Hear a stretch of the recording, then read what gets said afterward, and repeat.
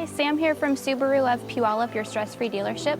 Here to show you real quick how to replace the wiper blades on your Subaru. First, what I want you to do is pick up the wiper blade on the desired side you're going to be replacing. And if you look here, there's going to be a square button that you're going to press. So I'm going to hold it up, I'm going to press that button, and I'm going to pull the wiper blade out. It's going to come out cleanly. I want you to place it back down on the glass gently. Otherwise, I've seen accidents that it'll shatter your windshield, which is not our goal here.